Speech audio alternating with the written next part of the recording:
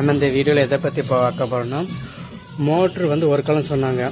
என்ன எதுவும் பார்க்கும்போது ஷார்ட் பட்டனை அமுக்குனா மோட்ரு ஓட மாட்டேங்குது. அதுவே கான்ட்ராக்டுக்குள்ளே சுவிட்சு அமுக்குனா மோட்ரு ஓடுது. இது எதனால் நடக்குன்னா, கான்ட்ராக்ட் உள்ள வந்து காயில் வந்து போயிட்டு கான்ட்ராக்ட் உள்ள காயில் போயிட்டுனா அது எனர்ஜி ஆகி பிடிக்கிற சோர்ஸ் இருக்காது. அதனால தான் அந்த இது போயிட்டு நாங்கள் என்ன பண்ணோம், கான்ட்ராக்டை கலத்தி அதுக்குள்ளே காயில் கலத்தி மாற்றணும். இதுக்கு கிறிஸ்தவனில் வந்து 4 ரூபாய் கிடச்சி அதை மாற்றி விட்டு நாங்கள் வந்து போட விட்டோம்.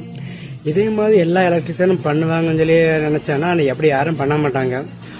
அந்த ஷார்ட்டில் அந்த பேனல் போய் ஷார்ட்டில் ஒரு சின்ன பொருள் போயிட்டுனாலும் 10 ரூபா 20 ரூபா பொருள் போயிட்டுனாலும் அவங்க முழு பேனலையும் மாற்றி விட்டு தான் ஓட விடுவாங்க. நம்ம அப்படி பண்ணதோ கிடையாது. நம்ம வந்து அதுக்கு கடையில் பார்த்து படிச்சிருக்கனால எல்லாமே பார்த்து கிளியராக மாற்றி விட்டு எல்லாம் மாட்டியாச்சு. மோட்ரு ஓட விட்டோம். மோட்ரு நல்லா ஓடிச்சு.